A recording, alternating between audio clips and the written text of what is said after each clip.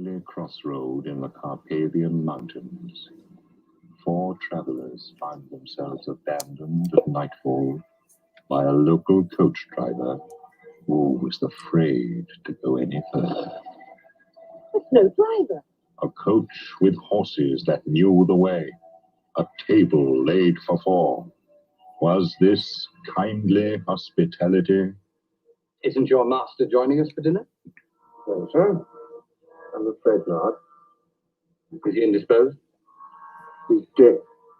Why should a dead man be interested in entertaining guests?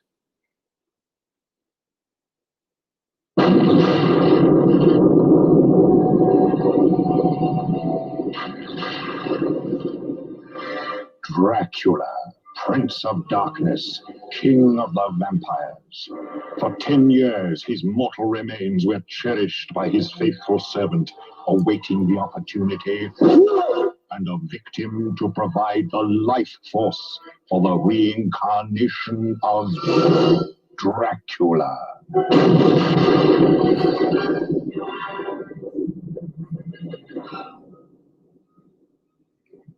A strange premonition warns the guests at Castle Dracula that their host is ready to receive them.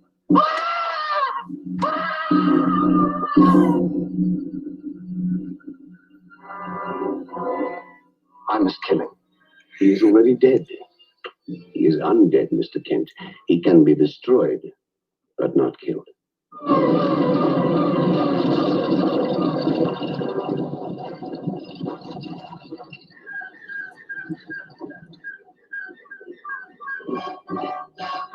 Where's Charles? You don't need Charles.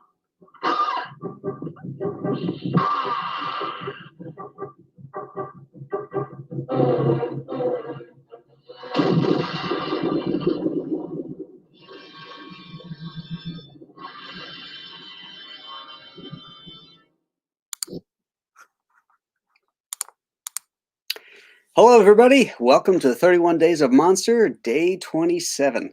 We're going to be talking about the 1966 Hammer film, Dracula, Prince of Darkness, starring, of course, Christopher Lee, and my favorite actor in this thing, Andrew Keir, as the two-fisted gun-toting priest.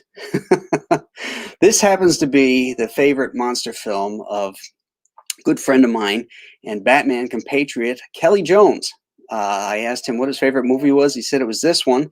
So Kelley has been kind enough to join us tonight for a talk about monsters and whatever else we want to, or whatever other questions you want to throw our way. So let's all give a good big welcome to Kelley Jones. Hey, Kelley. Hey, how you doing, Graham? Good, good. This is going to be fun. This is a lot of fun here. No, I mean, as soon as they say you don't need Charles, that's, how could you not go see that? You know, right there, that right there, you see you're all prim and proper, and oh, it's wonderful. I as I said in the intro there, I love Andrew Keir in this. I mean, I wish he was in it more because he's like this two-fisted, burly priest who carries his shotgun or this rifle. Well, I wanted to see more movies of Father Sandor. Yeah. You know? That's what I wanted. I wanted a series of films of Father Sandor. He's my, all due respect, my favorite vampire hunter. Because, like you said, man, he's got he's got a rifle. He kind of plays fast and loose with the rules, but he always respects the religion.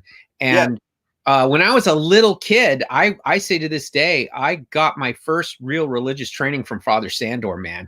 It was. I don't know what that says about the church or about you. Oh man, it's like. It was like everything he did. I would tell friends of mine, I have some very dear Catholic friends, and I would quote Father Sandor to him all the time. Like, this is how you do it, man. First to skin a cat, you got to catch it and stuff. And he had that shotgun and what parish is he from?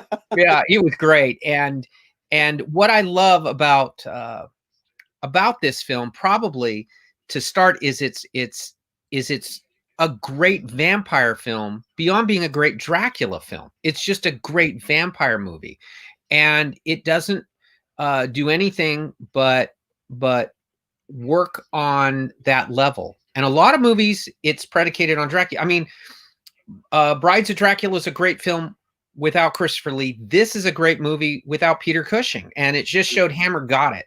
You know, Jimmy Sangster got it. That Dracula doesn't speak is a plus rather than a minus, because it allows Lee to just be this feral, evil thing. The actual Prince of Darkness, you know, is in him.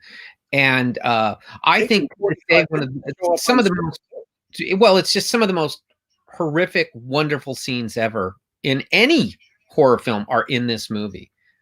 It's filled with dread. Yeah. When they go to the castle, you know, he's already told you don't go to the castle, and they go to the castle and they meet this, you know, creepy cove, and you know, then when he resurrects Dracula with the blood of the brother. I mean, what is that blood, by the way? I mean, I don't know. The sound guy gets an Oscar from me because it just is nauseating as he's just bleeding out in that. Yeah. You know? But I've always loved this thing, man. It starts with that great intro where they're gonna stake that poor dead girl.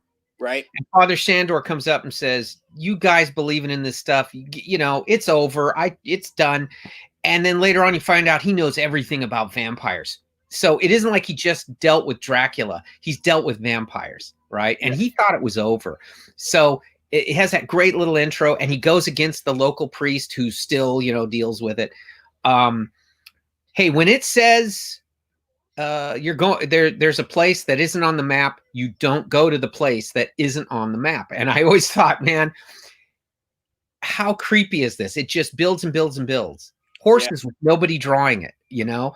Right. It feels like they drew a lot from Le Fanu's Camilla in a way, which they probably did, but it's really close to Stoker because you have all this weird stuff going on that Stoker loved, and the fact that you know, the couple. I love the couples. It's two brothers, right? And one's night, one's day. A wonderful characterization is of them, so you kind of care about them. You get to know them immediately. The brother who's married to the great Barbara Shelley.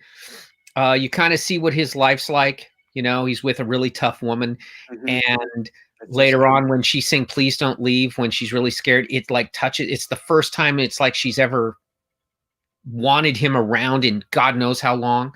Yeah. I find it interesting because you can tell the younger brother's been married recently, the other's a long time, and they have no kids. So there's this really cool dynamic going before you even get to the castle, just in the little inn where they're playing a drinking game and stuff. And Father Shandor comes in there after a pretty bad day dealing with these people. Boy, it sets the tone. Just makes you can't wait to see it. His disdain for the townsfolk, for the superstitious townsfolk, is wonderful too. You know, he says, "Aren't you being a little hard on your flock? They're not my flock. I wouldn't have them. I wouldn't put up." I love that. And then he yells at them, and they're all while he's chugging a big glass of wine. You know? No, and he's ass by the fire. Yeah, he's just electric, and at that moment, you really don't, and it's sacrilege. You don't miss Cushing because he's so charismatic. He's so good. Wasn't he in the one of the Quartermass projects?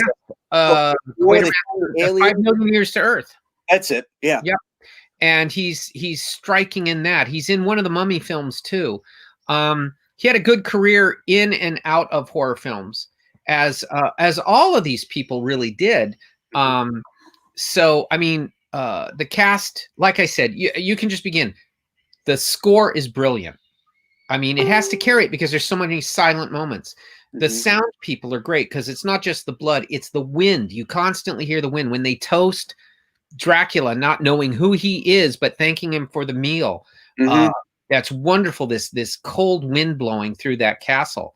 The Last Supper, so to speak. Oh, Phil, yes, absolutely. And Philip Latham as Clove is as creepy a guy there is in movies. I mean, he doesn't cackle when he brings Dracula back. He doesn't do any. He's just like performing a religious service. You know, he's doing thing. And when you see the shift in Barbara Shelley go from this very prim and proper, straight-laced Victorian woman to one of the great sexy vampires of all time, really set the tone for it too. Others had tried it and done it and been fine, but she was out of this world great. And you could believe the transition. Well, of the corruption of this. It isn't just being a vampire. Lee, with just expression, so little movement when he has to, and he's terrifying. I mean, those contacts that they used to give him in those Hammer films were unbelievable.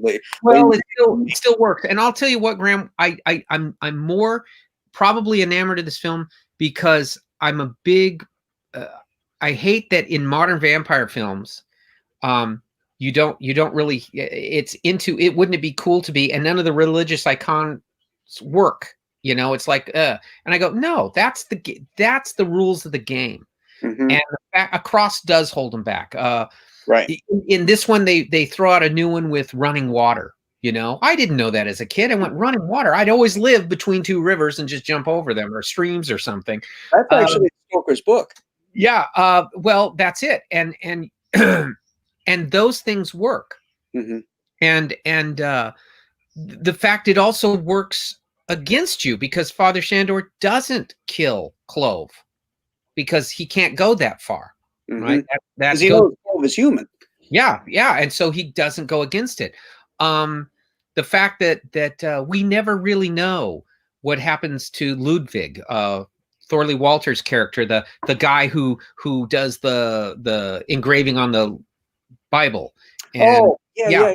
And he's the fly eater. He's kind of the de facto Renfield. And we never know what happens. They just find him wandering around addled, and they don't know. Obviously a man of great talent, a great skill, and he saw something that so broke him that he became a kind of a thrall of Dracula or his powers. A terrific character. And I don't think they make that clear, though. No, they just say they find him wandering around, and they brought him back to the monastery, and that's it. That's all you know. Yeah, I thought that character seemed forced as a Renfield type character into this. Well, I think they crossed what they did was they kind of mixed it from some of the book at where Renfield isn't the Renfield we know from the Lugosi film, right. This cackling guy, but he's just influenced by this whatever this is. And his ambiguity works for me, though, because there's a story there and we don't get it. And even when he does basically betrays them, they just sort of gently take him back to his cell because they know he's an innocent in this. He's you know, it's Dracula who's the villain. That's the one. If anyone, it's Clove who deserves to be shot. You know, Clove killed a guy without Dracula even around anymore. I mean, he had to resurrect him. So Clove is kind of the predecessor to Straker in Salem's Lot, or the guy that helps Jerry Dandridge in Fright Night. It's just this guy there, and he's doing his job, and you can tell they kind of took it from this Sangsters just throw I need a guy to get stuff done before Dracula character. Right. And he's creepy as hell. When he's serving dinner, I would eat nothing this man serves me. Yeah. He's always ready for people to show up at the castle, and nobody knows the castle is there. So how fresh is that food? Yeah. And he's the only guy there. So you know, a little disturbing there. But then again, that's what makes this film work. It starts with dread. It pays off at every given moment. When you see Charles and Helen going at it in the inn, and then later on she's, you know, very sexual now, coming at him. It's pure corruption. It's pure what a vampire is, and she's she's long dead. This is some spirit in her. That isn't ever in the movies now, but that's what man, that used to get me. It's like, boy, if you get bit and you're lucky enough not to die, you do put the hot poker on your neck, or you don't want to be this. This is awful. Yeah, it's like Mina, the Mina character in the Frank Langella Dracula film, when Laurence Olivier comes upon her. She's really horrifying. She's been dead now for a couple weeks, and she's deteriorating. And yet, she's like, Papa, Papa, and she's like all this, has like the SpongeBob eyes going, and that's really, really creepy. It is, and why that's so great is she's using an angle, right? She's using an angle, and I love that in a vampire. It will use whatever it can. Clearly, there's a perversion underlying in Prince of Darkness that wasn't there in other films. Helen coming to Diana in the night, saying it's cold out here and it's creepy. I mean, you don't need Charles anymore. I'm good enough for you. All for blood, man. All for the blood. Yeah. But using whatever it is, and you can see that corruption. It does not cheat. For a film even as old as it doesn't cheat. Anyway, there's no cheating. When Charles and his wife get away, and Dracula and his new bride are left standing there, she goes up to him like, oh, okay, and he just tosses her aside like an old T-shirt. He didn't give a shit about her at all. No, he's a one and done. So what I like is this film is filled with tons of these little moments. Like I said, the intro, the scene where they're in the inn, the stagecoach guy who won't take him any further, and they think he's a robber, but he's not a robber. He's just terrified. I mean, he even says, "I'll come back tomorrow." When she's staying in their bedrooms, the bed's lumpy and cold, and Charles says, "Oh, great, another thing for Helen to be wonderful," because then he has to revenge Helen and her and his brother. Wonderful stuff. Wonderful characterization. Sangster on his game, whether he thought so or not. Lee had famously said, well, the dialogue was so bad, I didn't say it. That's not true. That's not that. With Lee, it's always, you don't just a grain of salt with his stories. It's a fistful of salt. Sangster famously said, I never wrote any dialogue for it. I wanted to be the acting and the directing and the sub characters making it all driven. I wanted a different Dracula picture. And I think it got the knock because it's the first direct sequel to Horror of Dracula, and it didn't have Cushing in it, and they all wanted Cushing. I mean, that was the thing. Now, I was a kid. I didn't know any of that. I didn't know. The other thing about that, with the no dialogue, was Sangster realized that if the more that Lee spoke, the more they were going to have to pay him. And they knew that that Lee had he'd moved on. He was he was a much bigger actor and commanded a bigger salary. And this, like you said, the next sequel after Horror of Dracula, which was 1958. Yeah, I think so. Yeah. So we're looking at 8 years that have gone by, and Hammer was a small film studio. They had to say. And even though they were bringing in the money, all the money went back out again. So they were literally a feast or famine studio. And I always used to think, well, didn't they save some money or whatever? No, it had to go all back out again, and you gave it all up to your American distributors anyway. Right.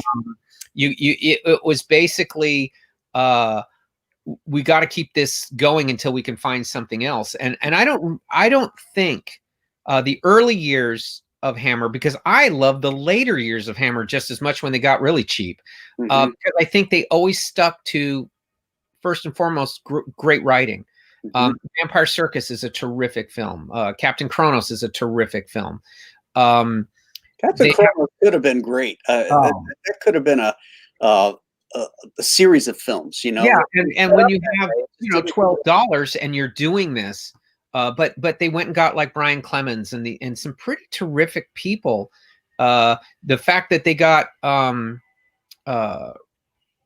good, really, I mean, Roy Ward Baker is a terrific director that should have been and had done great big budget pictures, but they brought him in and did it, and he would bring something to it. So when you have Terrence Fisher, who is in my mind one of the top 5 directors ever, of anything. His movies are lasting 50, 60 years now, getting up there. Well, how many other directors that are great people forget about unless you pull them out?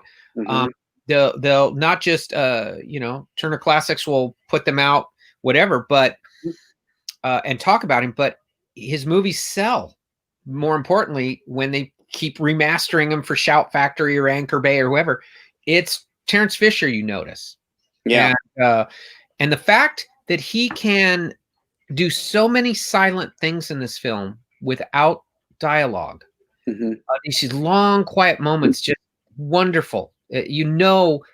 That's the mark of a great director, because I buy into it. I don't see the nuts and bolts. There's no lag time in these things.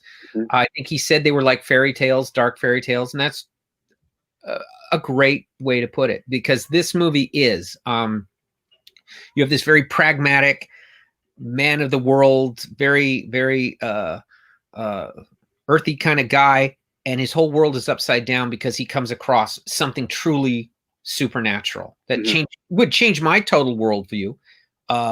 They don't listen to Helen, who's right. So he's got to live with her as a pain in the ass. Yeah, so that's why they don't listen to her. No, and I always like the movie after the movie. In my head, I go, man, what guilt he would have that if he wouldn't have battled her so much, he lost his brother and her, and almost his wife. Right. And he's got to go home and live with that. And I would always suffer that. I didn't listen. I badgered her. I was prejudiced towards her opinion just because I didn't like her. And Helen was in tune to this thing the whole time. The simple fact that he doesn't know what to do until Sandor comes along is great. I mean, he says that thing, well, I heard about it and I thought vampires were silly or whatever. But he didn't feel anything. He was too busy about himself, too selfish a character. And it's a great character to have be affected by this, because I think that's the audience. It's all bullshit. And then it turns out it goes when the great scene in Stoker that they used for this, when he opens his shirt and slices his chest, man, that's as perverted and wonderful as it gets, and really upsetting. Yeah, it in the book, considering it was written like in the late 1800s, it was very creepy the way it was written. Well, I think it's still a great novel. I think it's still a great novel, and it reads wonderfully. Frankenstein, that's for sure. Oh God, Frankenstein's a slog. If not for the rights, if not for the rights and edition, I wouldn't have got through it. Yeah. I mean, you have to go on and on and on these big philosophies. Stoker knew. He was writing pulp. Yeah, and he did a great job, man. Yeah. A great job. And to Sangster's credit, he was able to get a lot of these things in these films when he could. I mean, obviously, it's almost impossible to adapt unless you have the time and whatnot.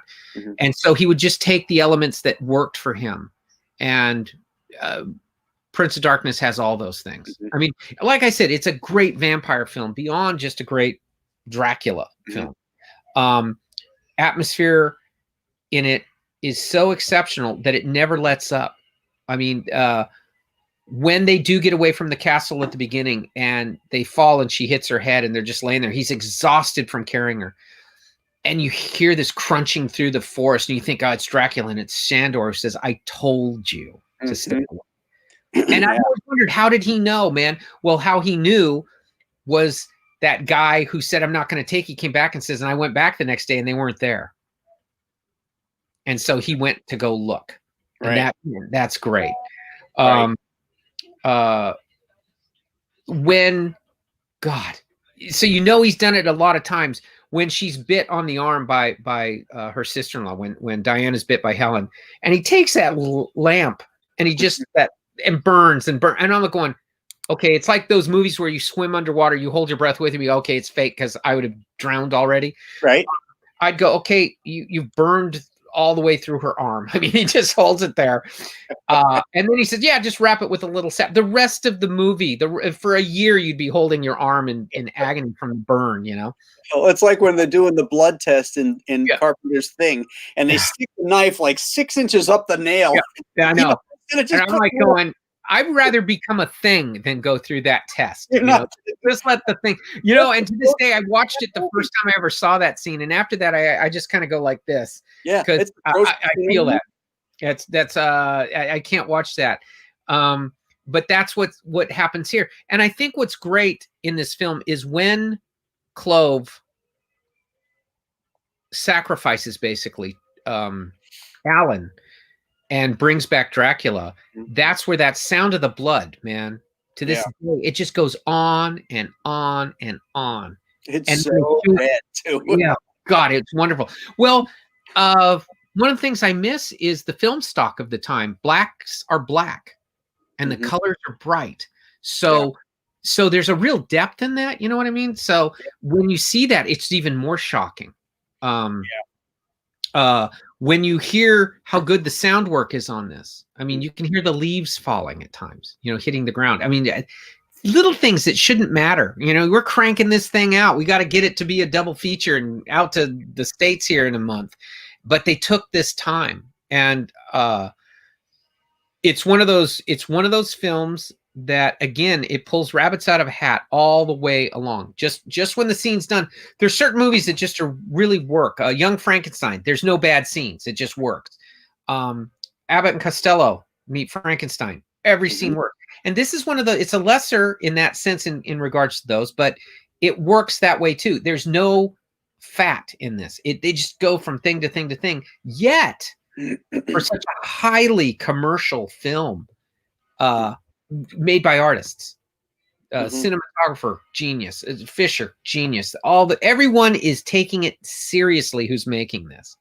All the great films we remember that is very true of, you know, like you said, Costello meets Frankenstein, you know, they didn't want to do that movie, you know, Charles Barton, you know, directed it, and it ended up becoming a classic, you know, because they put the effort into it, you know.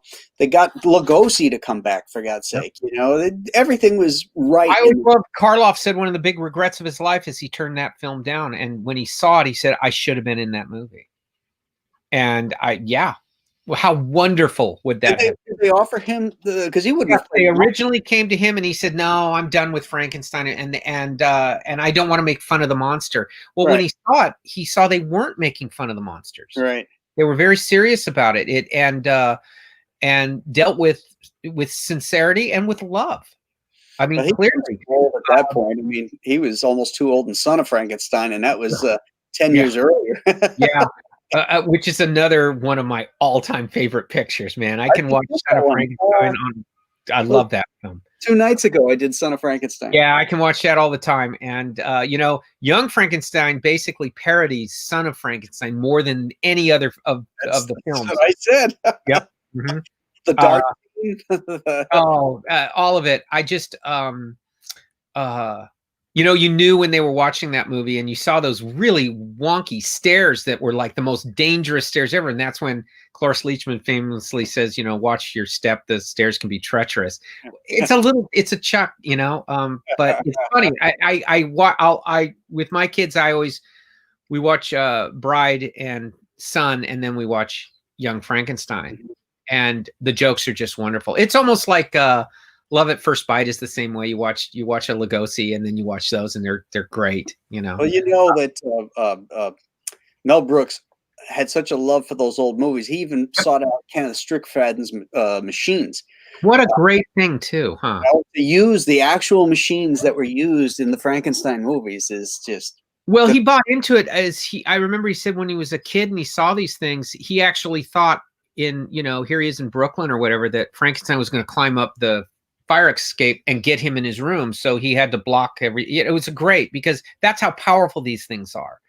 And even when they become that iconic to the point to where they're parodied and all the gas is out of it for them. Again, hard to think of a lot of directors from the 30s, but you can remember James Whale. Hard to think of a lot of performances from the 30s, but you remember the Universal dudes. So partly it's the genre, but a lot of it is, I think they had to work harder to sell this, you know? And as in any kind of entertainment, as things go on, it gets watered down and whatever. They lose their eccentricity. But early on, Hammer had it, Universal had it, Corman's Pictures had it, all this highly eccentric stuff. Then once they had a formula, they felt they had to stick with it. Mhm. I always let me ask you, what was the first monster movie you ever saw, and how old were you? I was 6 years old Mhm. in my father's den and watched Frankenstein. And it scared me so bad that I had this almost visceral reaction. I'd never been scared before where I didn't run away. Mhm. I was scared that, and I stayed. Mhm. Mhm. And I had to see this through. The amazing Karloff thing, Frankenstein, right? yeah, Karloff's the 31 Frankenstein, and it was on a UHF station, and it wasn't like a horror thing. And after that, they ran Bride of Frankenstein. Mhm. And I went from absolute terror of this guy to telling my dad later, because they found out I'd watched these things, just telling him all about Bride of Frankenstein, how he really wasn't a bad guy. They were the bad guys. And so if a 6-year-old can get it Mhm. and still be mesmerized by this, Yeah. I think when in Bride of Frankenstein, when he goes down into the crypt, is probably my favorite thing in a horror film. Mhm. Because you see him descend down after all the things that happened, and how lonely he is. And that's the worst thing to happen to you.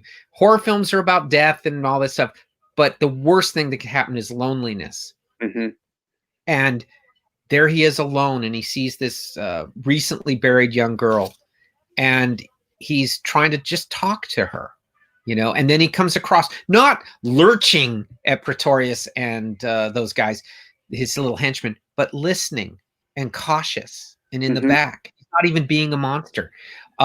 That's where you realize Pretorius is the monster. Wonderful. Yeah. I mean, I still remember that night, and I remember telling my father in absolute bated breath that, he's still a little scary, but he's not a bad guy. Mhm. First one I saw, I was the same age. I was 6 years old, and I watched Frankenstein Meets the Wolfman. Oh, That opening is the best opening of any Universal film. I would agree. Where the two guys go into the crypt. It's such a shame. When he reaches in and that hand comes up. Oh, he just kind of like, he doesn't scream. He's like, help me. And real fear. Just leaves him. It's real. It's real fear. Yes. All the evocative photography and the leaves blowing and everything. Yeah. I mean, when I was 6 years old and I saw that, and then when I saw him change into the Wolfman, where his face changed, and then he always did this. He always did that thing with his eyes, where he's like real shifty, looking back and forth. The Wolfman scared the piss out of me when I was 6 years old. Yeah. But Frankenstein was the hero of that movie. Yes, and that fight at the end is as good a fight as there is, man. That was a payoff fight. Yeah. It was, and he was all juiced up again. And again, we didn't know that he was blind in the movie, but when Lugosi regains his sight because Mannering fires him up again to full volume, and he looks and he goes like that, and he gets that Lugosi sneer and everything. It's like so creepy. I love that. Yeah. I have found that when you're a kid, you're less discerning, so you just watch these things and buy into it, right? Ghost of Frankenstein, it's wonderful. I mean, all these things are just wonderful.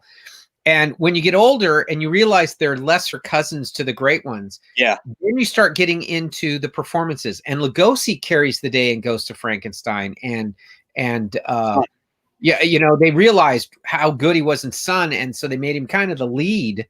Well, he is the lead, and again, I used to think later on too, they hired people for their voices. I mean, Basil Rathbone or Cedric Hardwicke, they have great speaking voices. Mm-hmm. So when they talk, you just get into it. Lionel Atwill, another one. Lionel Atwill. He was so great, I could have been a soldier. Yeah. And then Basil Rathbone in his histrionic deliverance, he goes, he's much more than a soldier, son. Yeah. He's an inspector. I love it. There's this little thing with that Krog never gets a meal. He's called away at dinner, and then he's up all night, and then he's gonna have breakfast. He gets no breakfast. He's gonna go have chocolate with the little boy. He gets no chocolate. He's starving at the end of this thing. That's true. That's true. Oh man. No, these are great, and they're all. I always envy people who have not seen these. Mhm. You know, Yeah, and you wonder how will they play now with everything they have. Well, I think they play great because, as we found, no matter how good they do CGI, we react to something really there better than something's fake now, which is odd. They make it so real, it's fake.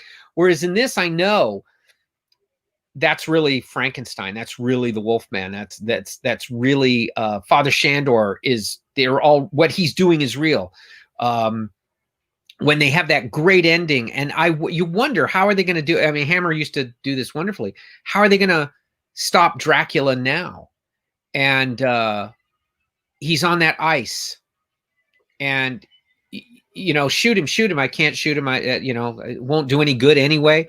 Right. And she shoots, and of course, being a girl, can't shoot well, and hits the ice, and it cracks, and it's.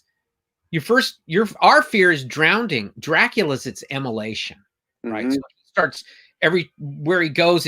They shoot in. Sandor is just closing him off, and then he goes down, and that wonderful as he's sinking down and he's being destroyed by purifying water, and they run credits on that.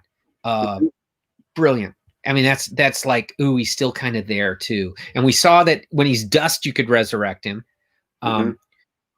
And now you just go, well, is he going to still be in the water? And then later on, they showed brilliantly how you do that. Wonderful stuff, man. That's still one of my favorite secret pleasures, I guess you'd say, is Dracula AD 1972. Yep. Because that is Austin Powers meets Dracula. Absolutely. It's a great time. It's like a great time capsule of that, Yeah, the hippies and again they resurrect Dracula, and it's a great death in that.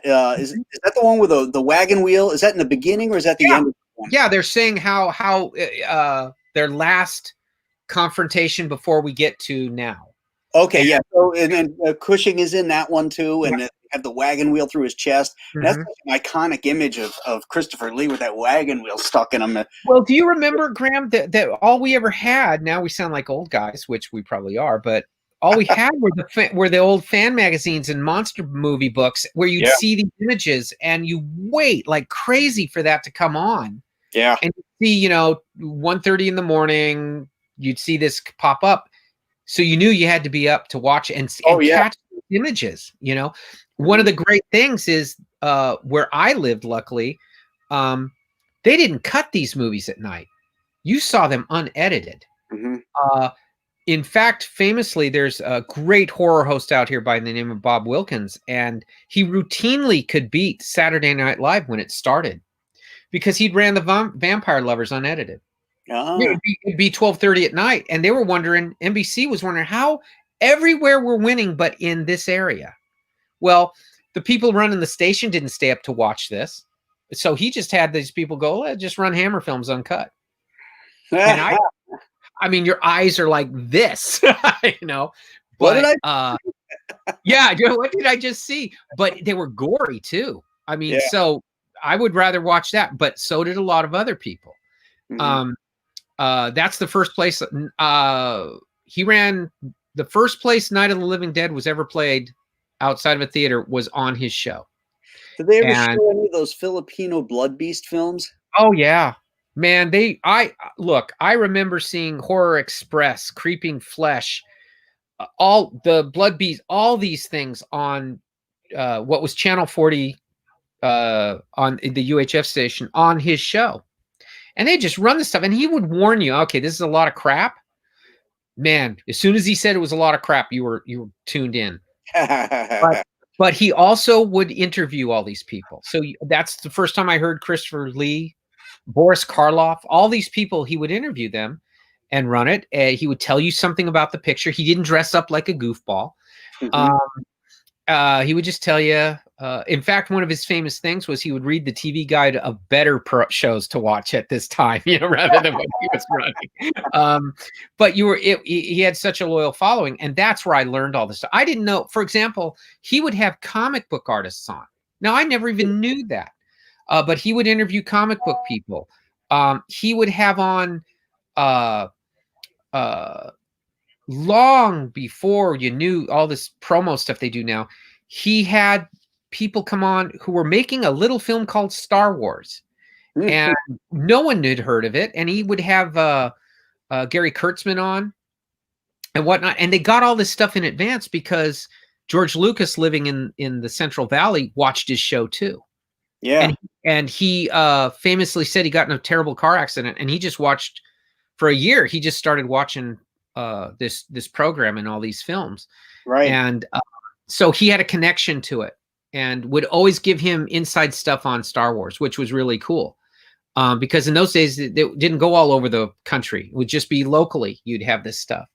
Don't you miss that small time feel of your fandom in a certain I think it's why I think in the 90s, it is a huge reason why Mystery Science Theater was a big hit, because it felt local, though it was syndicated. I think Svengoolie is doing the same thing. It feels local, though it's out of Chicago. There's a connection where he reads letters and people send in their drawings and their whatever, which is what Mystery Science Theater had. So there's obviously the genre, but it's that connection. I miss a lot of that stuff. There used to be a thing called Action Theater where they would run all these wacky action movies, middle of the night, but you were connected to your locality and your community. And that isn't true now, But even just the filmmaking aspect of it, it's so darn corporate. It's just like comics. Comics are so corporate that they don't have that creative energy feel. It gets back to my thing that it's not eccentric anymore. They're not what? It's just they're not eccentric anymore. These filmmakers were eccentric. They were doing whatever they could to stick to the wall, and comics used to do that too. Yeah. And now it's let's make a plan for the next 2 years and do that, rather than what's Jack and Stan going to pull out of their hat in the FF this month. What's popular right now, and let's throw a comic book out about something that's popular. Right. Take advantage of it, almost like guerrilla filmmaking. Get it out there. Take advantage of what's going on in the world and what's really.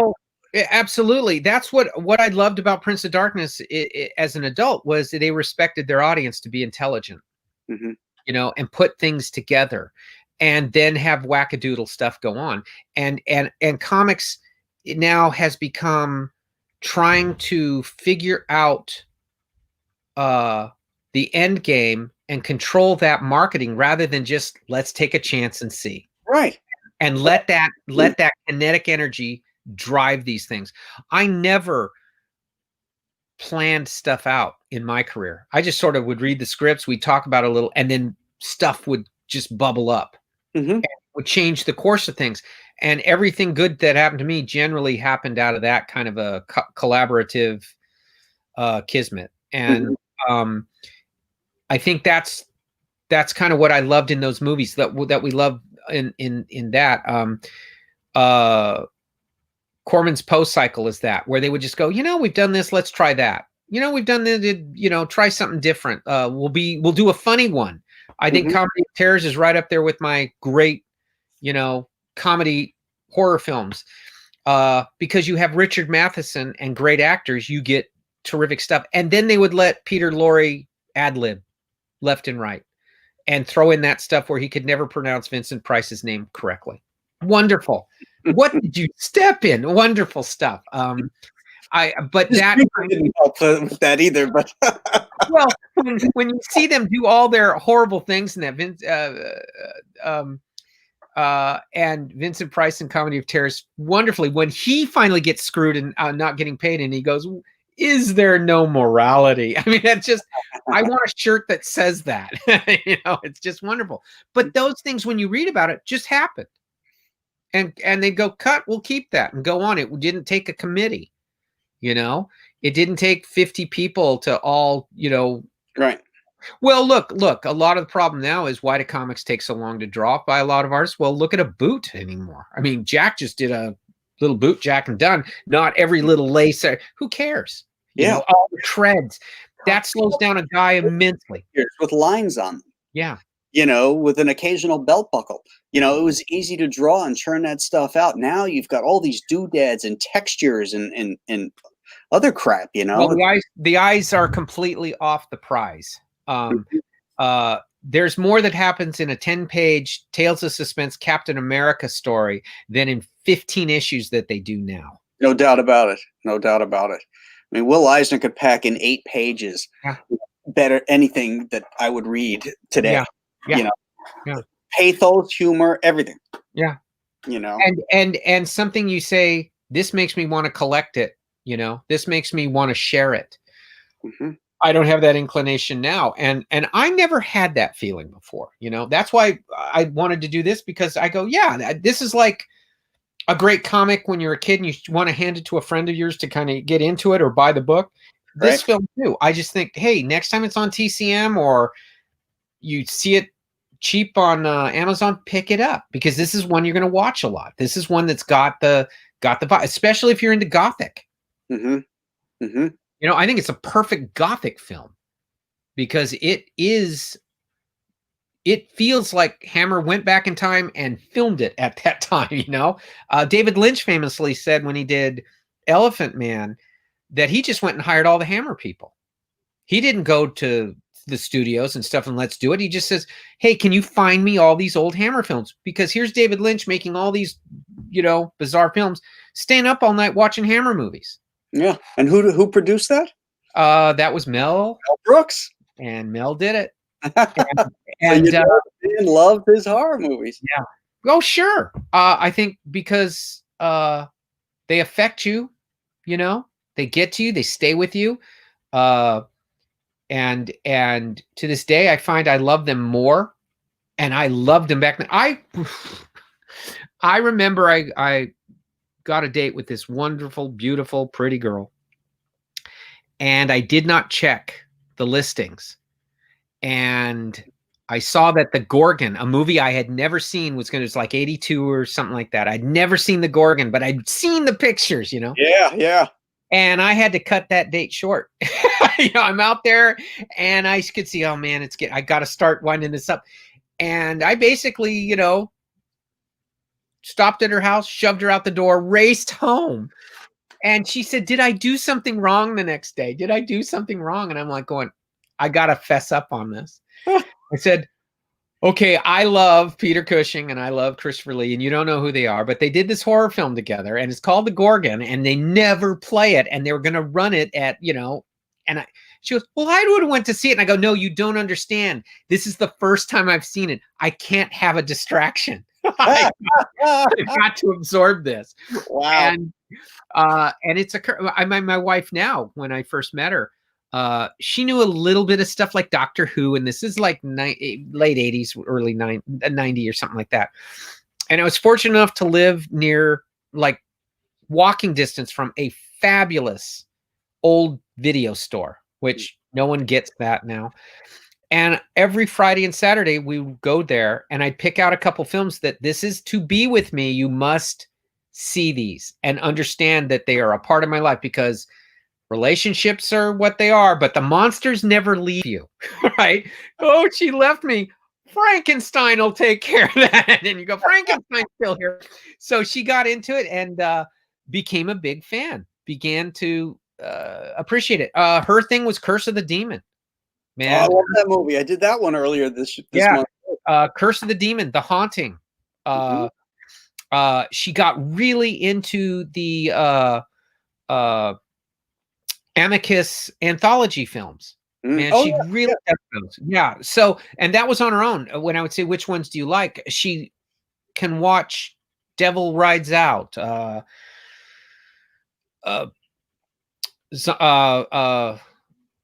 Plague of Zombies. Oh, Plague of Zombies, yeah. Yeah, the Reptile, those kind of off-beat, Hammer films. She got really into those.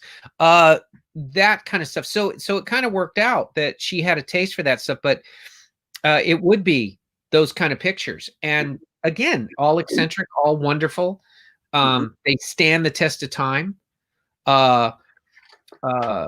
I think you're right that they were all independent. A lot of films were made for regions. You know, I loved a lot of the Southern films. There are all these crazy horror films from the South, you know, that were just for the drive-in circuits. I loved the people trying to compete with Hammer doing Horror Express. So we'll get Cushing and Lee, and we'll do this bizarre film with Telly Savalas, and I watched that all the time. I remember that scared the hell out of everyone the next day on the school grounds. You know, did you see that movie? I mean, I did that one this month too, and they just released it in Blu-ray.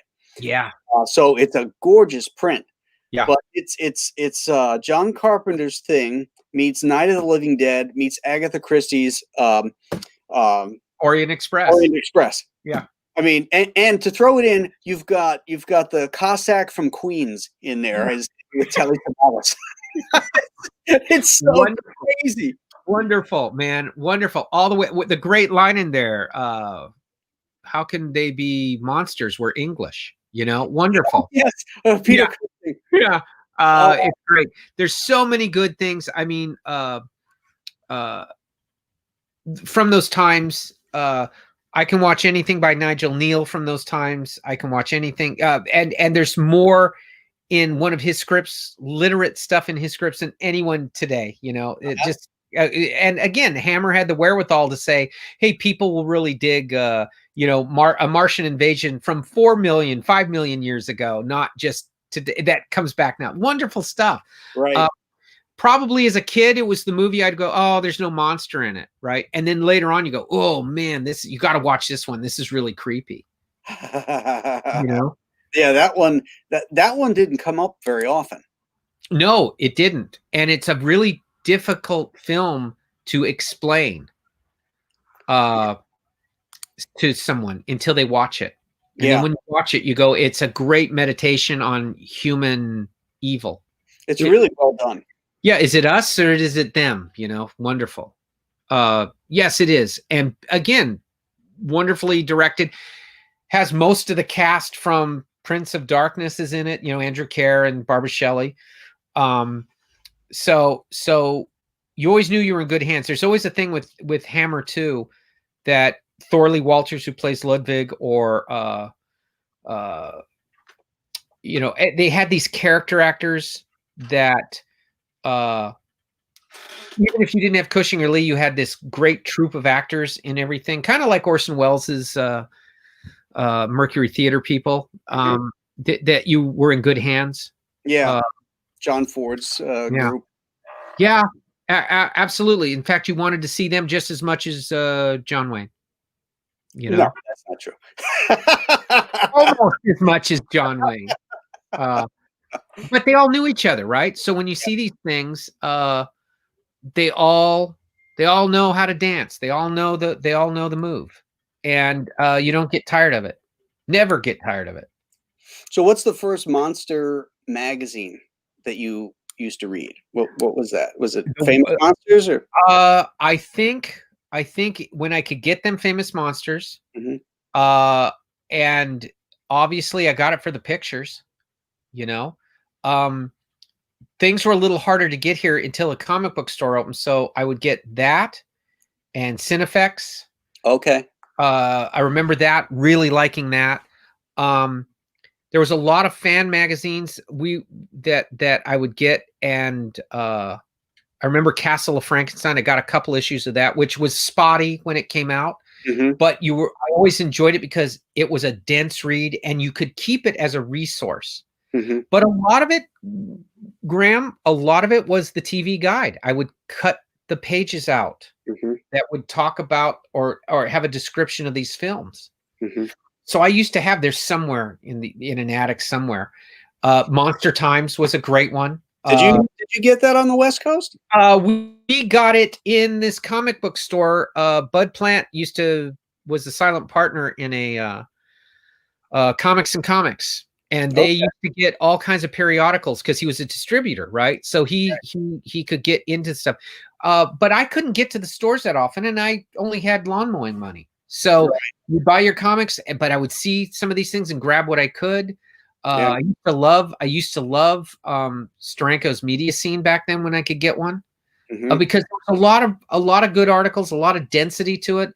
I kept all this stuff to go back to and remember a movie, how it was done, when it was made, who was in it, and that kind of stuff. That kind of stuff was, you know.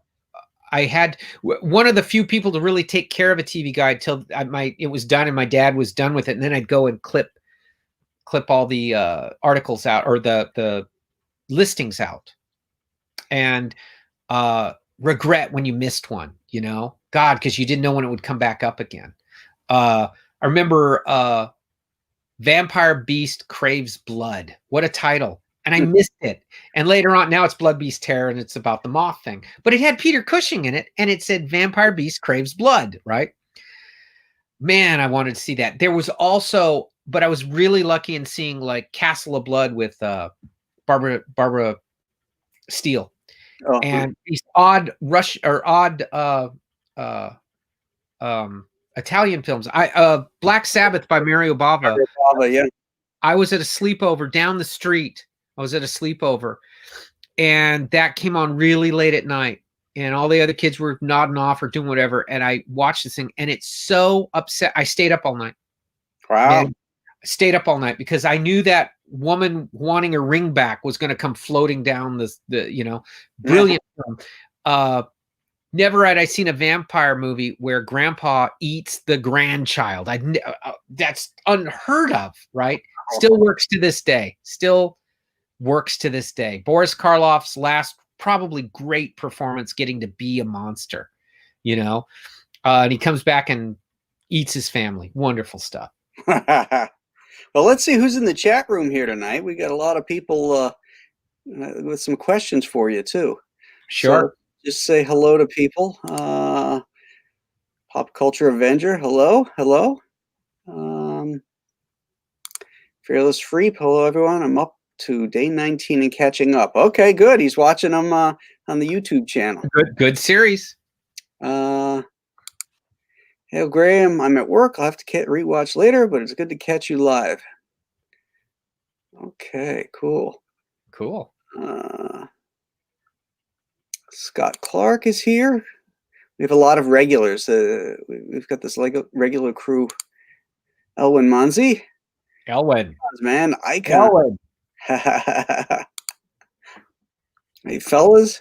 Hey, William. Let's see if I can find some.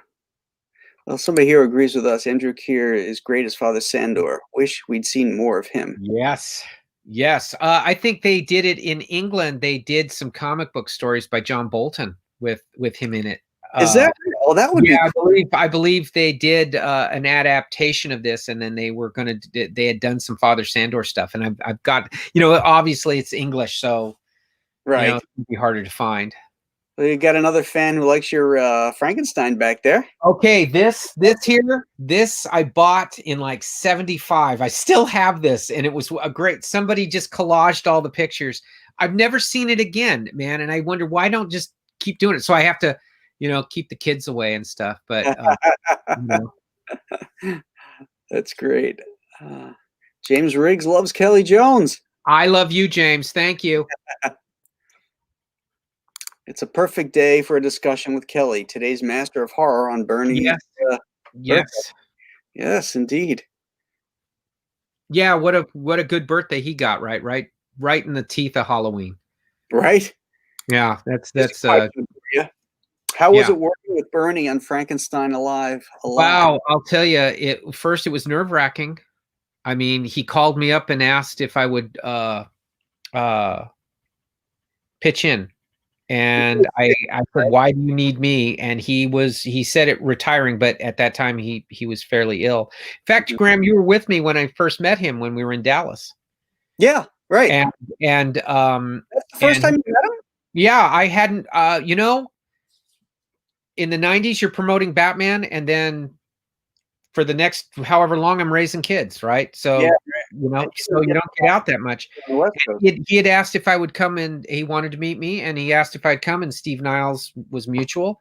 Yeah. And so we spent a lot of time together, had dinner a couple of nights, and really connected, spoke a lot. In fact, he had said to me that sadly, horror films didn't scare him anymore. He enjoyed them, but they just didn't do, jump cuts didn't count. And I said, I got something for you. And I sent him a copy of, speaking of Nigel Neal, his adaptation of A Woman in Black from 1989 for British television. And I sent him a copy of it. And I said, all I will tell you is just watch it at night, turn off the phone, don't let anything bug you, just watch it. And he told me it scared the shit out of him. Really? He was screaming. He says the hairs went up on my arms. It was wonderful. But no, working with him was pretty amazing. He sent me his thumbnails. He sent me his outlines. He sent me some of his in progress stuff to finish or to go. And I had never seen such amazing thoughts in your head to paper, that connection. Mm-hmm. His thumbnails would be like small, these little postage stamp things, and then you'd see a little bigger thing. And he had worked out some of these on like tracing paper, because I think he worked on a light board and just worked that way. Right. But I got to see where he pulled lines and how he pushed lines. I got to see how he applied wash and stuff like that. And man, brave. So little drawing and so much was done with the ink. Yeah. And it comes from years of experience. But it was, it was odd. It was a very odd year because I worked with him finishing Frankenstein, and then I did Len Wein's last Swamp Thing stories. And they both died within a few months of each other. And I was in pretty good contact with both of them. And it was, frankly, pretty awesome and pretty awful at the same time. You're the kiss of death. Yeah. Yeah, I think so. I think you're onto something. I hope you're feeling okay, Graham. I'm feeling a little tired now. Yeah. But no, I mean, they were the guys. I used to read comics, just piles of comics, and I was my parents had borrowed a cabin in North Lake Tahoe, so it was as isolated as it gets. No TV, one radio station, the whole thing. Blizzard outside. And the guy who owned this place, who loaned it to my father, had a chest full of comics, and he didn't want his kid to read the rot gut mind warping stuff anymore. And he says, just give it to your kid if he wants. And it had all the great Marvels in there, great DC, some stacks of books. And it had these horror books in there, which I hated as a kid because, I had it in my head. They're all the Avengers, FF, Spider-Man, Superman, Batman. Mm-hmm. And so I finally got around to reading them, and I hated them. I hated Swamp Thing #2, which had just come out. And I believe in there was Frankenstein by Plug, issue 5. Oh, yeah. With the spiders that would suck your brain out. And I was traumatized by these things. So they had the Unmen, and they were, that little guy running around like that. Oh, yeah. And I chucked him. I said, I put him back in the thing. I don't want to see him. But they stayed with me. And a few hours later, I went back and I read Swamp Thing 2. And it's the first time I went to go see who made this. I loved it. Mm-hmm. I was completely mesmerized by it. I didn't believe chocolate and peanut butter could mix, but horror and comics really mixed, Yeah. I was like 10, whatever. Yeah. And all I could do was talk about that book. I would just drive my parents nuts talking about it. And then that's when I started looking for books by Bernie Wrightson. And I told Bernie and Len that my parents didn't know it, but that's what made me behave and made me do my chores without being asked, so I could get my allowance to go buy their goddamn comic books if I could find them. If at the 7-Eleven they were on the spinner rack. Yeah. And they dug that. Len always used to ask me to tell that story, that I hated his stuff and then loved his stuff, because that's what he worked for, was that when you bring someone over to the dark side. So that's why I understand Barbara Shelley. I got bit and I became this thing, Right. But it was, I wish it was under better circumstances, but it was an absolute blast, Cool. Here's a question for both of us. Yes. Who would you say the best inker for your work is, or do you both enjoy inking your own drawings? All right, go, Graham. I think the purity of art is when the cartoonist writes and draws his own work, and that's what I prefer. Yeah. I've seen great artists ink Joe Kubert, guys like Russ Heath, who's amazing, and what came out of it was great, but it wasn't Kubert anymore. Yeah. I prefer the organic drawing of Kubert himself, because everything from his mind came out on that paper. So my answer is artists should ink their own work. I would agree. I've had really terrific inking, and I won't deny it. But I draw so much with the brush, much with. I do so many things, thinking when I get to that moment, I'm doing it. I'll figure it out. And I like that. It used to scare me pretty bad. I wanted everything there because I was, insecure about it. Now I've gotten to the point that I'm afraid of having everything there. And I know how to tell a story, and I know how to lay the blacks down. But how you do it, when you do it, at that moment, depending on your feeling, magical things happen there. And I think that's true of a lot of the artists that we admire. When they ink themselves, it was pretty spectacular. There's only a few guys that could come in there. Probably Wally Wood could come in and, do something amazing. But that's a pretty short list of guys that can come in and not ruin it. Oh, absolutely. Absolutely. Yeah. There was another one here for you. Lots of love to you, my dear Mr. Kelley. Okay. Thank you, Diego. Don. Love comes back. The love comes back. I heard Christopher Lee actually almost died during the scene with the ice. He was trapped under the plastic ice. Have you heard that? Actually, no. It was his stunt man Oh, who died, and he did all the stuff on top. But the stunt guy fell, and they put a little air thing at the bottom, like a bottle or something connected to a tube. Right. What they didn't factor in is when they closed the ice back down, it was pitch black. So he had to feel around 10 feet below. He had to feel around. Since it was a long shot, they had to keep the camera on it a long time to finish up the scene. And he thought he was a goner until he just got lucky and got it at the end and stuck it on. And it pretty creepy, man. Pretty scary. Eddie Powell was the guy. Okay. Oh, somebody likes my Aurora Monster shirt. I do. Well, you can't have it. Yeah. Well, after this discussion, you're not feeling too good, Graham. That's true. I mean, I could keel over tonight. Yeah. Paulo Jr., Graham and Kelley are my favorite designers. Well, I appreciate that. Absolutely. Yeah, Graham and I were lucky. We got to be on Batman at a great period with a great office in I would call it the Wild West then. And I feel so bad for people that come up now that don't know the pleasure of that we were actually hired for our imaginations, Graham, and sold, hey, entertain us first, and then that'll entertain everybody else. Wow, what a great period. It was long and it was tough hours. I would never trade it. No. And there was an appreciation too. The editors would call you to say, hey man, those pages were great, or that cover was great. Yeah. Nowadays you're lucky they let you know what arrived when you send it digitally. I would say that where we were truly fortunate was everybody was different. You can't tell a guy from a guy now, but everyone was different. They used to send me your black and whites. I've told you this before, and I still have them. And the little make-readies rather than a PDF, which sucks. Right. They actually went and made the copies and sent it to me so I could see what was going when things were linked or a cover or something.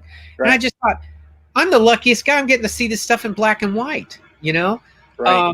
Wonderful. Just wonderful. Yeah, those were good times. Yeah. Editors. There was a team camaraderie.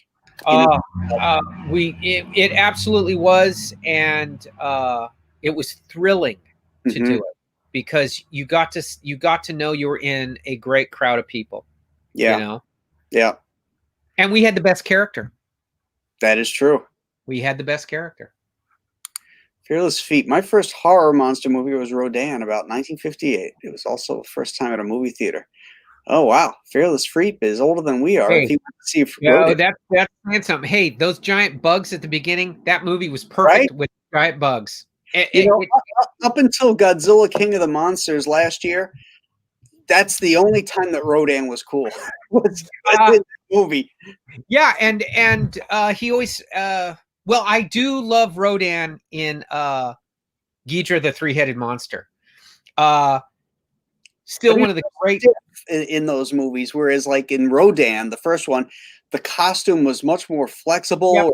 different, or he actually flew, and I just think the first one. And we saw, yeah, and you're right, because you saw Rodan hatch and eat a bug, which we've already were terrified of, and then you see how big the baby Rodan was. Right. And then there's two Rodans, and it's so Japanese. The sacrifice, the one can't live without the other. Wonderful stuff.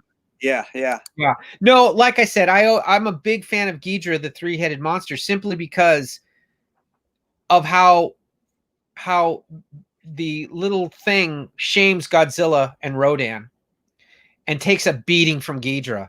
And it's like a great superhero film. The superhero films could only hope to get to that scene where finally Godzilla can't take it anymore, and neither can Rodan, and they go piling into Ghidra, and that still works, man. That still works. The thing getting on the back of Rodan, flying around, spraying that stuff, Godzilla punching him. Ugh, I love that movie. Now you got me onto that movie. Yeah, I always liked Monster Zero. Yeah, Monster Zero. Aliens with those Devo eye blinders. How awful. Earth deserved it when you see Rodan and Godzilla as they're leaving Planet X. I mean, they leave them on that planet. They deserve a few wrecked cities, Yeah. But they love us, and they came back and saved. Yes, they did. And I love the goofy guy who makes that little. Why would you make a toy that makes a hideous screech? I don't know. They did. What always cracks me up is that's the first one where you actually had an American actor acting on stage with the Japanese actors. Okay, but you're getting dangerously close now to our favorite of all time, which is, War of the Gargantuas. Okay. Yes. Okay. Yeah. Okay. When I first sang the words get stuck in my throat, and we bonded. Oh, yeah. Because you went, yes. I forgot about that. Yeah, I love Nick Adams, and I was so sad when he wasn't in War of the Gargantuas, but it didn't hurt it because I love Frankenstein Conquers the World, man. I love that movie.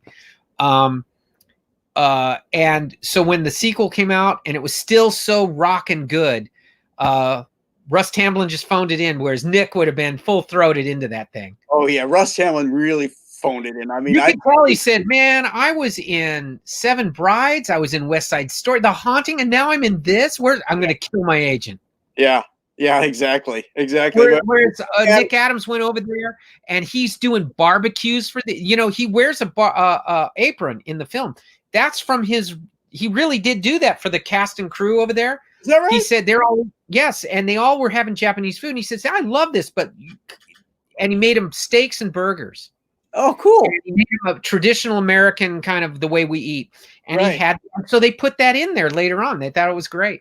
That you can find that in a Psychotronic. There's an issue of Psychotronic talking about Nick Adams and those things. Wonderful stories about him being there. They actually were heartbroken because he wanted to come back and do it, and then he sadly passed away. Yeah, well, he shot himself, didn't he? No, he. There's always been a big argument over that, and he had taken an overdose of something, but the people who knew him said that wasn't it. He had just been nominated for an Oscar. He had a lot of stuff coming up. He was very excited, and he was still going to come back and make these Japanese movies. Okay. And it was just one of those things. He took the wrong thing or too much of something, and So he is officially listed as an OD? Yeah, that's my understanding. And they still fight over, was it suicide or not? Well, he never showed like he was anything about being suicidal. Huh. So, but anytime I see him, man, I can, he is, there's a certain great period of things, kind of starts with, for me as a kid, and you see they're all made at the same time, kind of connected. And the guy Henry Saperstein who did these things, produced these things, also was producing one of my favorite cartoons of all time is Mr. Magoo's Literary Classics, and they do one of the greatest Frankensteins ever in 22 minutes, 23 minutes. They do one of the great Sherlock Holmes pastiche ever in 23 minutes. And if you ever see Mr. Magoo's adaptation of Frankenstein, it is wonderful and such an original story that could have been a movie. How they flipped it around, where the monster is going to make more of himself. He's not waiting for Victor. He's doing it. And he's terrifying. And obviously everyone knows Mr. Magoo's, I would hope, A Christmas Carol, which inspired it, but it was Henry Saperstein who paid for all this. And then he went over and did all these movies we're just talking about. You know, Saperstein did Ghidra and War of the Gargantuas and Frankenstein Conquers the World. He was instrumental in bringing Speed Racer over here. Oh yeah, okay. That was terrific. There should be a statue to this guy. But it's all in that period where it started running on TV, and you saw these things, and I'd always see his name. Wonderful stuff. Here's a question for you, Kelley. I know you illustrated some Stephen King short stories. Are there any short stories you or Graham would like to tackle? Graham? Oh, you go ahead. Okay, if I could do one, it would probably be there's a couple of them. One of them would be Algernon Blackwood's The Willows. Another one would be Casting the Runes by M.R. James.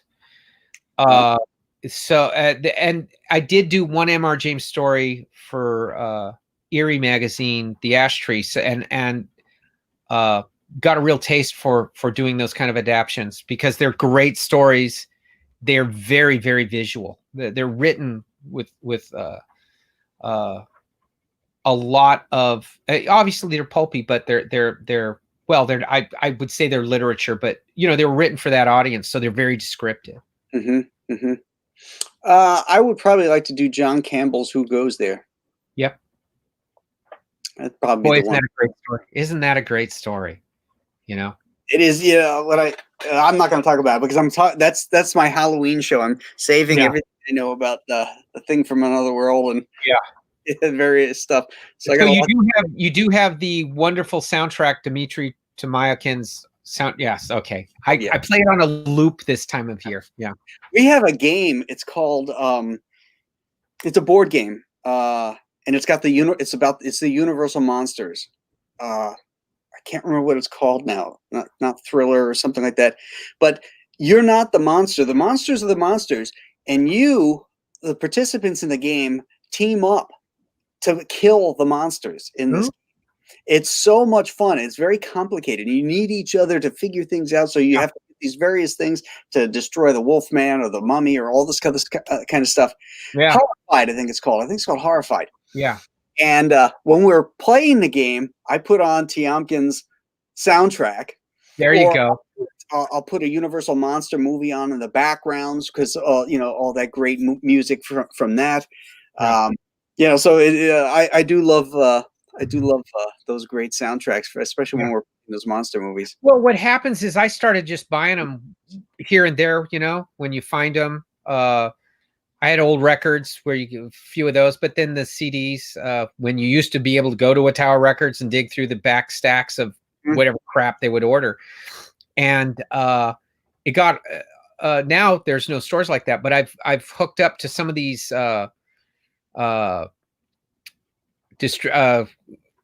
companies that still put them out just for copyright reasons. So they'll only make 300 of something or 1,000 of something just to keep the copyrights. And, luckily I've done it for so long, they will let me know something's coming out. And man, I like to listen to the obviously the 51 thing and then the 82 thing. I play those back to back all the time because they're both great scores, man. Right. And I'm sure you have the was it Infube Godzilla soundtrack? Oh yeah, I got the ones from Japan. Yeah. Yeah, Yeah, I hunted it down. I've I got- actually, one of my favorite things is, I don't know if you have it, is Rob Zombie, of all things, put out Frankenstein. And he did the first, he did Frankenstein, Bride, and Son. And he put them all on one disc where they have the music and the dialogue. And I can listen. That's another thing I sent Wrightson. He loved Frankenstein, and I sent that with it. And he actually said that he started drawing to constantly. There wasn't any music in the first Frankenstein. No, there's a little bit. They did incidental music, and they have some dialogue stuff in there. It's the shortest part of it. Yeah, Man, if you hunt that down, cool. Rob Zombie, just for whatever reason, put that out. It has no music, not anything more. It's just from the films. Rob, Hyper Kaiju. Did someone say gargantuous? War of the Gargantuas. Oh, Oh man, when he spits out that dress, come on. yeah. Oh God.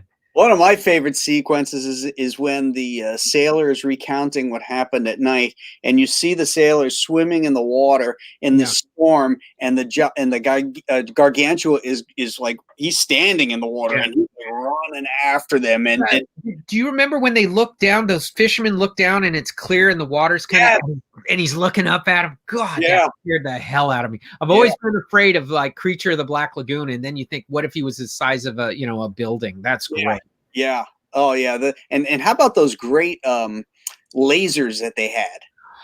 I own one of those. Where it's on the trailer and it kind of goes up, or like a satellite dish, and it goes in the center. And that's a great. Yeah. Well, everything was good in those movies, because it was like, if you were a kid, you wanted to play at a Toho on a Toho set.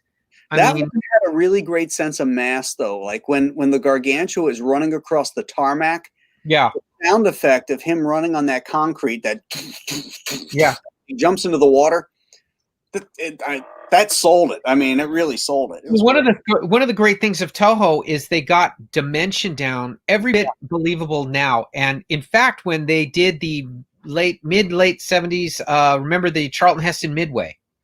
Mm-hmm. Oh, all the special effects are from a Toho film on Midway, which I've never seen. I'd love to see, from 1960. And they did their take on Midway. So when you see the Japanese fleet and they're getting blown up and everything, a lot of those shots are from that film. They bought those and just put them in because it was better than they could do. That's true. Yeah. Yeah.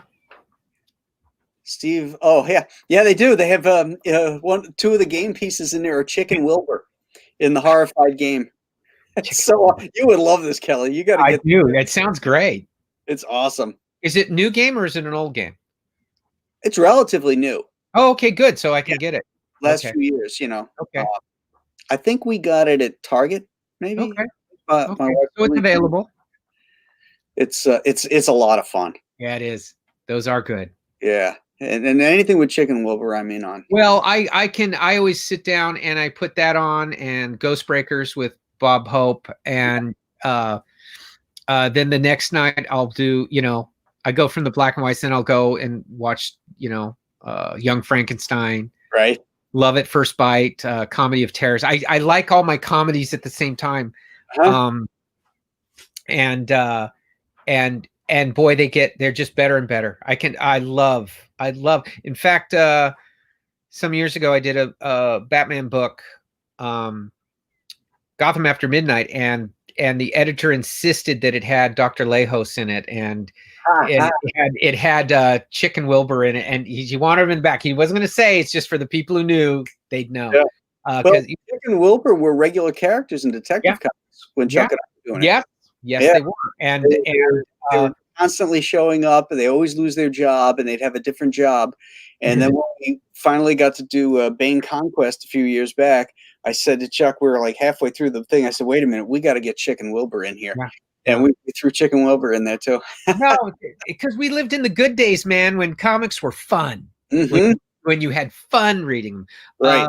Len Wein always used to finish his conversations with me for the couple of years we were working, and he would always say, now remember, it's supposed to be fun. We're just here to have fun, so that no matter if it's the darkest tale with a terrible ending, it's fun. And that word has been removed. It should be a blast for that, and that stuff makes it fun. That makes you feel connected to the creators too when they're doing stuff like that. Sure, because they still have that love and passion for it. Yeah. So, and speaking of fun, Rob Jan says he just ordered Return of the Wolfman. Have you ever read that book? I have it, and I haven't read it yet. Oh, this is the one by Yes, Jeff Roven. yes, and I've been meaning to read that. You got to read it. It picks up. It starts at the end of Abbott and Costello Meets Frankenstein. Oh wow. Okay. And you know, I have so many books I have to read, and that sounds terrific. But you know what? Watch A and C Meet Frankenstein first. Yeah. Everything is fresh because there is so much of that in this book, and then there's shout outs to all the other Universal monsters. But then it takes place in modern times. Yeah. So it starts in 1948, and then it comes back to modern times, and it's freaking amazing. You are gonna love it. I love that kind of stuff. I love, I'll read novelizations a lot. Like I read Forbidden Planet, the novelization of Forbidden Planet, and it is exceptional book. I mean, even if you never saw the movie, it's exceptional, and it brings stuff to it that I'd never thought of that are just amazing. And so I always give credit to some of those people. I mean, I don't write off a novelization. Yeah, Alan Dean Foster did that for Carpenter's Thing. Yeah. And so much in there that wasn't in the movie. Yeah. That was really, really cool. Look, the Forbidden Planet starts differently than what you'd think. It starts 100 years after the event, as scientists are looking at Robbie going, it's still beyond our ability, right? And everything, and in the sky, it's taken that long for the light from Altair, which has exploded, to reach Earth. Right. And still wondering how much of this is true, because everything was destroyed. Captain Adams is gone. And it starts there, but there's Robbie, still 1,000 years beyond our ability. And there's Robbie, who's telling them the story, answering every question. That's cool. Yeah. That's a great. And they tell the story. Yeah. And you can see how they wouldn't tell the movie that way. No. And the writer did it just to make it interesting. Yeah. Wow, that's cool. Steve wishes he could find it at a reasonable price. It's an expensive book. Did you buy it recently? I bought it probably 15 years ago, and I was at a book show, and I think it was a little paperback. It was like $45. Yeah. But it had Robbie on the cover.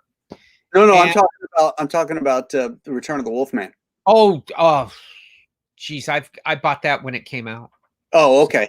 Yeah. So did I. It was like $5 or something like that. Yeah. But now it's like $200. Yeah.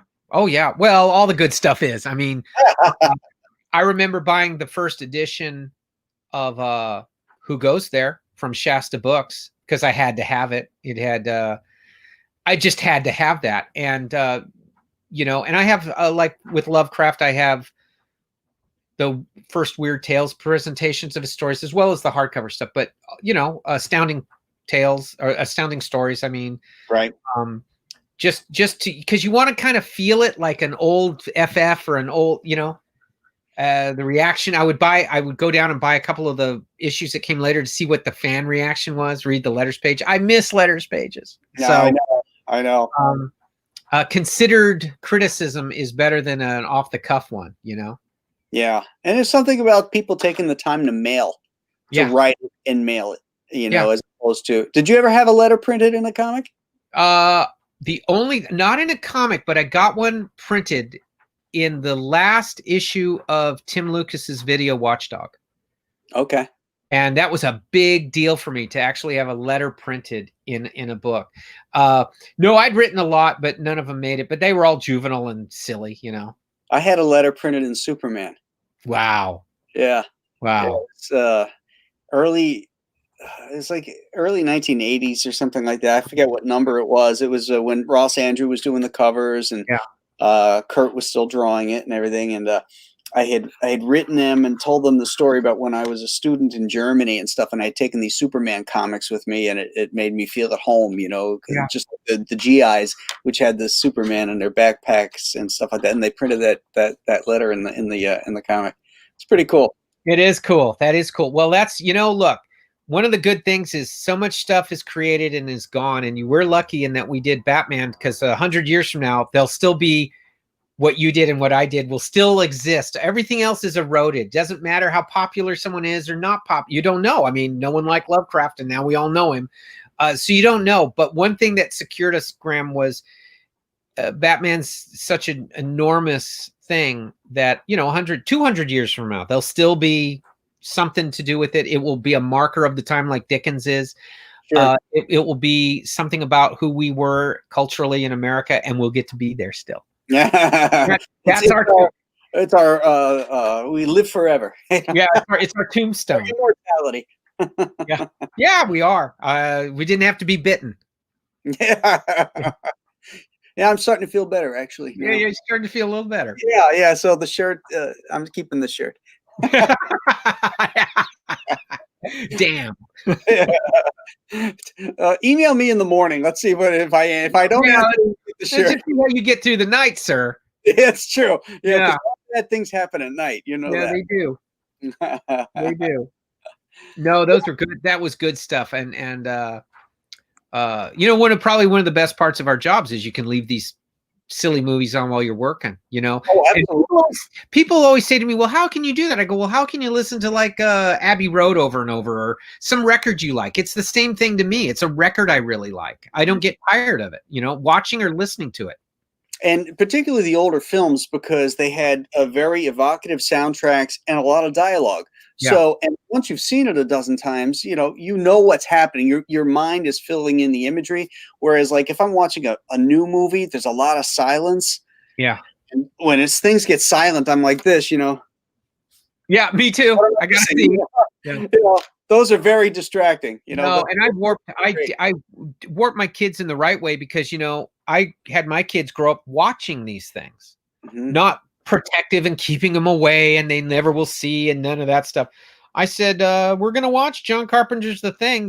My older son would dive out behind the couch, whatever. My younger one became to know it so well that he loved The Fog and The Thing, and he could just watch those constantly. And man, people would come over, and here's this like 5-year-old kid, 6-year-old kid mesmerized by this stuff. And I got to know Carpenter a little bit, and I said, he doesn't say I want to watch The Thing, and he doesn't say he wants to watch The Fog. He says, I want to see sea ghosts and spider heads. Sea ghosts being the fog, spider head, obviously. Yeah. And that's what we called it. And we still call it to that. My wife will say, are we going to watch sea ghosts? Are we going to watch spider heads? And he doesn't remember calling it that now, but that stayed with us forever. And my kid got to actually, I had to ask Carpenter a question once, because my youngest son just would drive me nuts. And he said the most dangerous monster ever was the Thing, not the Blob. He got into an argument with some other kid, because the Thing could be eaten by the Blob, but that would make the Blob the Thing.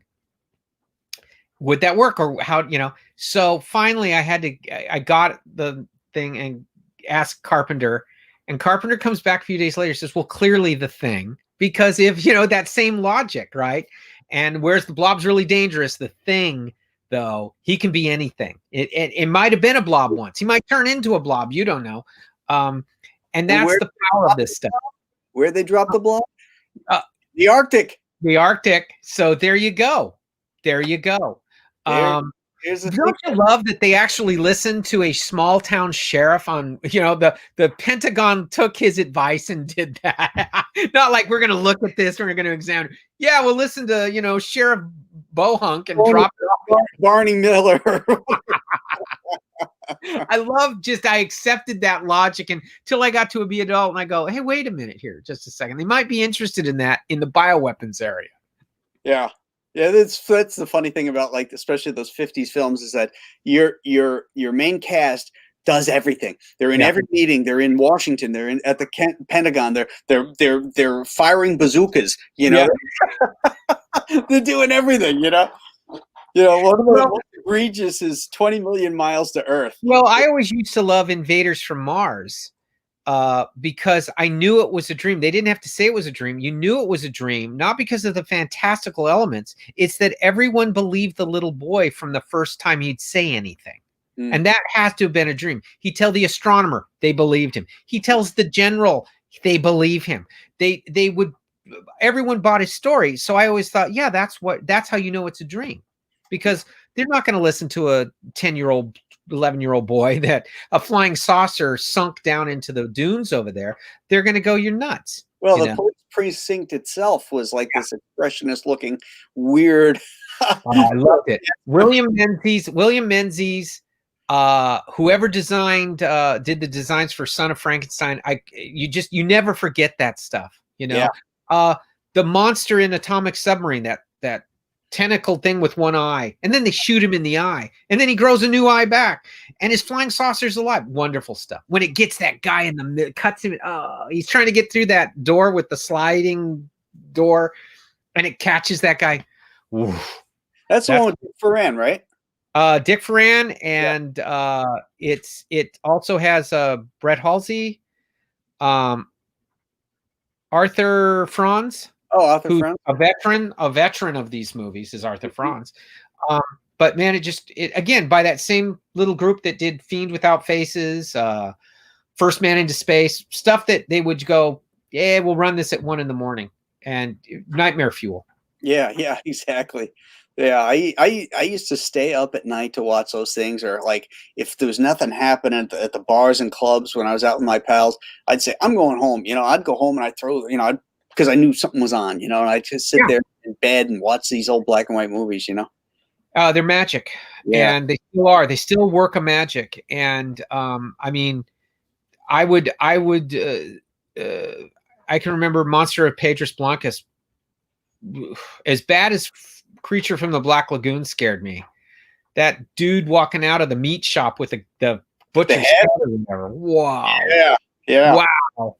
That one really worked. Only one car in the whole town. Yeah. One guy's. A lot of these movies, like The Fog was made out here. Pedras Blancas was made out here. Halloween 3, Salem's Lot.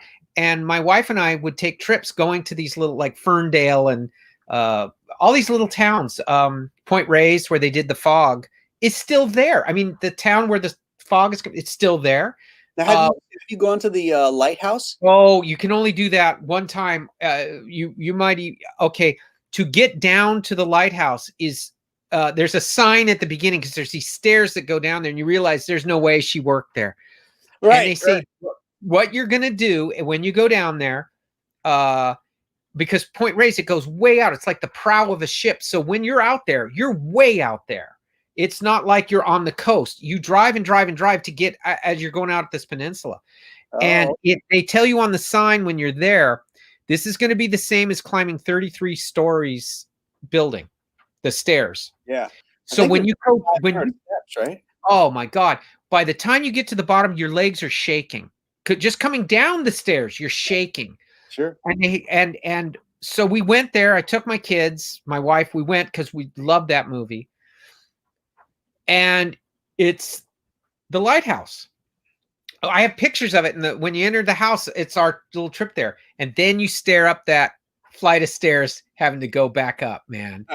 And I was a younger guy then, so I could do it. But luckily they have benches every so often. And you think, I'm going to be a man. And I'm going to no, you look to that next bench and say, okay, I'm all right.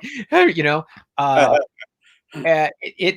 it was worth it, man. It was worth it because you were where they filmed it. Yeah. And all the location stuff. Bodega Bay, there's stuff there for the fog there too. And the birds as well. They're identical, Graham. They're all the same. Ferndale, where they did, I believe they did the Salem's Lot. It's Salem's Lot. I mean, they haven't changed anything. Cool. I don't even think those people know what they have, Yeah. Pedras Blancas is literally Pedras Blancas. It's still there. Is there a lighthouse there too? Yep. That's a real lighthouse? That is, and that's why they went there. Hey, they had no money. They said, hey, can we use it? And they said, yeah, sure. So you go there and there it is. It's really cool because You're down by Big Sur and you're driving up and you go, this is every, Corman Vincent Price castle you recognize it all. Yeah. And that's where they. What part of California is that, Kelley? Is that like Northern California? The places I'm saying are Northern California, so they're all above. The places I'm talking about are above. A Big Sur's below, but everything I'm talking about is San Francisco and above. It's well above that. So Point Reyes is worth it just to go there. It is the creepiest place. You drive, and all there are these forests and cattle ranches, and they're all old. They're all like a couple hundred years old and isolated. There's nothing out there. So you're driving and driving and driving. Go, where the hell is this place? And when you get there, you go, this is so creepy. And again, you have to go out on this point. They had during World War II, at the top of before you go down the stairs, you see these huge carved out in the rock emplacements with these huge bolts they've removed. And they had put like 16-inch guns up there to defend that lighthouse because it's where the entrance point was into San Francisco Bay. Right. And it's obviously removed it. It's so isolated that it has its own cistern for water. So the people out there, that was the only water they got. Okay, wow. It's Creep City, man. It is creepy city. And that wind just howls out there. I mean, it just never stops blowing. I loved it, How far is it for you? Like if you were going to drive up there? Well, we spend half our time here in town and half our time in Bodega Bay. So at that point, I can get to these places, and make a day of it. Like one of the cool things was when we were there and I'm hauling my ass and my little kid up the stairs. There was this couple coming down and I'm sitting there and I said, just take it easy. My only advice is take it easy on the way down because your legs will be shaking. Just take it easy. And I said, at that point, and the guy says, well, I have to come here because they made the fog here. And he's going to start telling me the fog was made here. And my kid starts going, yes, that's why we're here. And it's like you hug. Yeah, I don't know who these people are. You hug, Soul. Yeah. Yes, kindred spirits. And we're here to see this. And I said, I had to see where Stevie played the jazz records at night. Yeah. Yeah. And John Carpenter chose jazz because it was cheaper to get the rights for him. Yeah, and anywhere you can pinch a pen, but it sure worked, huh? It sure worked. It was actually, but it didn't date the movie. No, in fact, I want to listen to that radio station. I want Stevie Wynn to, to talk to me at night. Yeah. When she's just telling you what's going on and she's got half the town in love with her. Yeah, absolutely. And I'll tell you what's cool is when you go into Point Reyes itself, which plays the town, all those buildings are there. The bar is there. They didn't change anything. Okay. The only thing that isn't is the church was down in LA, but all the rest is there. That's amazing. Wow. Yeah. Oh, the church where they have their final stand, that's in LA? That's in Los Angeles, and that makes sense. That was disappointing because we were driving everywhere looking for that place. But that was okay because when you're driving up, there's some great shots of her driving out to it. And that is the exact road. I mean, you don't even need to have anyone tell you, go, there it is. Because Point Reyes goes into Tamales Bay, for those people who know, and it's a long stretch. And they are high mountain or high hills, I guess, that drop right off into the sea. Right. So you're up pretty high. Like my oldest had a problem with heights, and it spooked him. Even though you're safe, nothing's going to happen, but you're way up there. But perfect. It was a perfect location for making a horror film. Wow, that's great. Well, Kelley, we've been on here for almost 2 hours. I want to thank you. That flew by, man. Graham, that flew by. It was a lot of fun. That was a good time. I had a great time.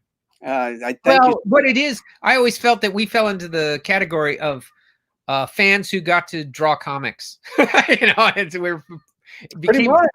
Yeah, but that's what it is because we're still locked in by our fandom. Yeah, and it all started with monster movies. Yes, it did. Before the comics. Before the comics. I used to. Hey, it was UHF, Night Gallery on television, Kolchak. Yeah, Kolchak, yeah. Yeah, I used to watch all the stuff you weren't allowed. As long as I didn't run in and wake up my parents, I was allowed to watch all this stuff. Frankenstein, the true story. Oh God, wasn't that something else? That, and we thought it was the true story, but man, yeah. Just as wacky as Carlos. Well, man, TV horror rocked in those days. Killdozer. Yeah. Horror at 37,000 feet with Shatner. Yes. All of these, the Curse of the Black Widow. There were so many of these things. I tell people anything by Dan Curtis, man. I'd watch anything by Dan Curtis. His Dracula with Jack Palance and terrific, and his utterly ripped off by Coppola. Yeah. I can't even watch that one. Yeah. I tried watching the Coppola one 3 or 4 times, and I get to around the same spot. I think it's when Keanu Reeves shows up, and I'm like, yeah, I'm out. Well, it's like they were embarrassed making a Dracula film. Yeah. You know? I can watch the Langella one because, man, they're full-throated into it. Yes. They are into it, and it's a terrific film. Yeah. And is so visceral. He's full of life. When he enters a room, the first time you see him and he enters that room, he's walking into it like he owns the place. Yeah. Well, he does, man. You know? And it's so cool because the play that why they hired him was kind of campy, but he said, no, if I'm going to do it, we're going to make it serious. Mm-hmm. And we're going to have some of the great lines of Lugosi in this because they got to be in there. It was so good. I mean, it totally influenced Fright Night. I mean, they did Salem's Lot in Fright Night, but it's that powerful of a picture. I'm glad it's getting its due now. And I'm glad they put it out in its original color because I love the color in that film. Yeah, it is beautiful. And it's a underappreciated film score too by John.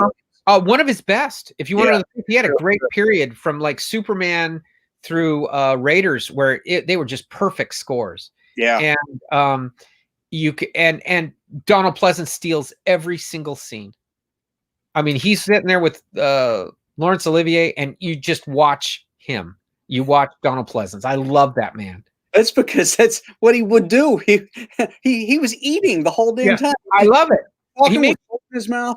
You know, and that was a smart trick because when you're watching that in the theater, it makes you want to go get snacks.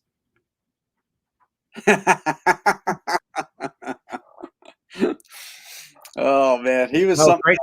He was great, and the fact that he could go from, you know, some bizarre low budget thing like a Halloween and whatever, or Puma Man, and then go do Dracula with all the A-listers. That was great.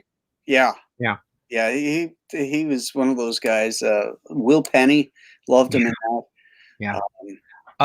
Outer Limits, where his wife is a real piece of work, and they work on his brain, and he can do things with his mind afterwards. Anytime I see Donald Pleasance, you just stop and say, I got to watch. From Beyond the Grave, where he's, working the magic for that little boy who can't stand his parents. He's just so believable in these things, man. He could do creepy, but he could also do the good guy too. Great Escape. He breaks your heart in The Great Escape. Breaks your heart. And man, you really feel James Garner's anguish at that when the plane crashes and they shoot him. That's just anguish. Wonderful, man. Wonderful. Yeah, good actor. Good actor. His daughter was in my favorite version of Christmas Carol. Yeah. Mine too. And I love that. George C. Scott version? Wow, I love that version. That's mine too. Yeah. And God, Graham, I'm so old. I still have my recording of it when they were first introducing Macintosh, and they had the girl dressed as Chaplin. So I remember that Christmas, but for that ad, and but I remember loving that thing. The thing that was so cool about George C. Scott is he did that. He did Oliver Twist, and he did Murders in the Rue Morgue with that same crew, and they're all terrific. All terrific. That's cool because I'd never seen those other three. Yeah, if you see Oliver Twist, it's dead on, and Murders in the Rue Morgue with Val Kilmer. Really, it's terrific. Wow, they're exceptionally well done, and they're all filmed in England, all written. It's one of the best Poe adaptations. I'll have to look for that. His Oliver Twist, one of the best adaptations of it. Yeah, they're terrific. They should put those out like in a three pack or something. Yeah, definitely. But they have such power, and seriously, I love Clive Donner's direction is so good in that. It feels like a horror film at the same time as a Christmas thing. Although I did like if you've seen The Man Who Invented Christmas, which came out a few years ago, is absolutely terrific too. And it's focuses on Dickens and how he created it. And it's basically, and that's a terrific film too. But you can't really go wrong with a good adaptation of Christmas Carol. But I never liked that story when I was a kid because I always felt that every portrayal of Scrooge was this caricature. Yeah. And then when George C. Scott did it, I felt like he was a human being. I understood him, and that's what really drew me in. And then now I watch the other versions, I get what they were doing, but it took George C. Scott to do it and humanize him in a way that Scrooge was not fully formed. He was made, and his family made him. The circumstance made him. He was alone in the world, and the only way to survive was to make a living. And he saw how the world would cut throats, and so he is a survivor. That's why he's worth redemption. That's why they come to him. They let the other bastards go, but this was a guy who was made. And as soon as he's broken that spell, he doesn't give up his business and give it all away. He still does his business, but he shares and he contributes and he's a part of the community. Right. It's a wonderful, wonderful story. It's wonderful story of redemption. Yes, and that's Christmas. That's Christmas. Yeah.